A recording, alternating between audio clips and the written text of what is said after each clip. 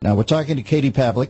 She has a new book, Fast and Furious, Barack Obama's Bloodiest Scandal and the Shameless Cover-Up. Sometimes these monikers that we apply to these snafus become the bumper sticker, and people don't even quite digest what it's about. This seems to be the craziest program ever. Can you give us a layman's, those yellow books for dummies? Can you give us a Fast and Furious for dummies here and explain exactly what the program was, what happened, and where it's at now? Well, I'll give you what the government claimed the program was, what they wanted, the dummies in America to think it was. They wanted you to think that they were tracking guns and allowing guns to go to Mexican cartel members, and they said they were going to look at these guns, see where they were going, and take down what they called the big fish in the cartel, right? Mm-hmm. The problem is, out of 2,500 weapons, thousands of AK-47s and 50 caliber rifles, 50 calibers can take down a helicopter. 2 out of 2,500 had GPS recording devices on them.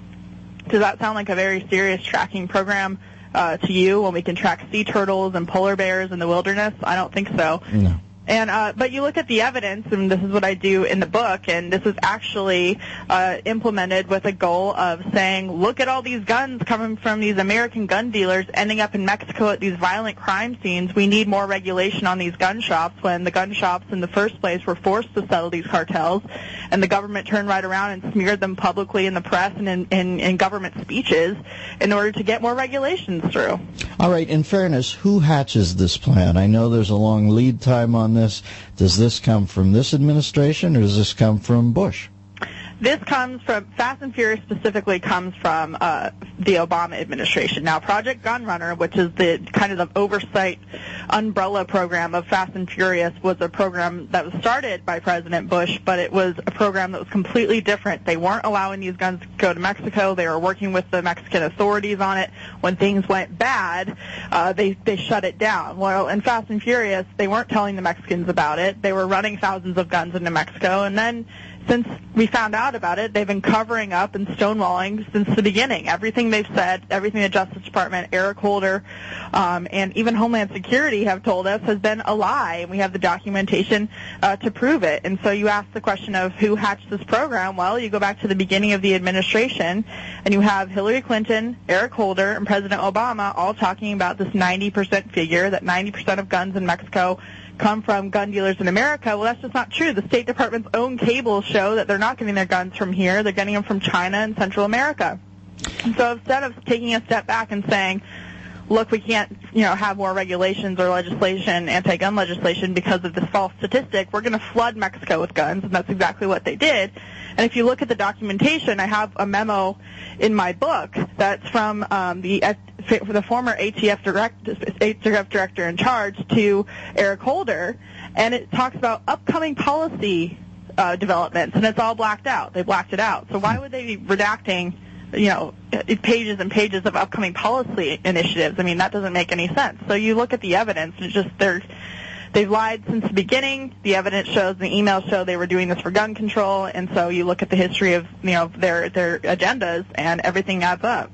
Well, it would appear that they've invented a new dinosaur species over there called the redactile. And, the redactile, yes. It takes stuff in and it shreds it. Fast and Furious, the book, Barack Obama's Bloodiest Scandal and the Shameless Cover-Up.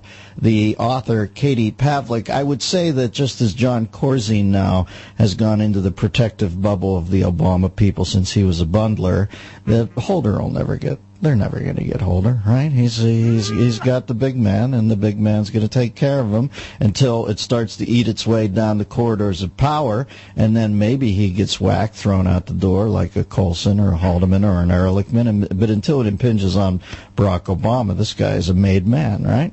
Right, Holder? But I think, RNC Chairman Reince Priebus was actually on Fox News this morning talking about Fast and Furious. So I think once it becomes an election issue, Eric Holder might have to answer for what's going on here, because they, people are dead as a result. Hundreds of people as a result. Oh, I believe it. I think it's egregious. I'm just saying. I also think he's covered. He's at least until, like I said, it takes one vote away from Obama, and then right. he'll be drummed out and he'll have to go back to civilian life and become Stedman Graham again. Right. Well, I'm hoping for perjury charges at minimum, considering how much he's changed his testimony under oath in the documents that contradict what he's been saying. So I have to have faith and hope that someone will be held accountable, because I, like many people, don't think that the Attorney General is above the law, especially in this case. So.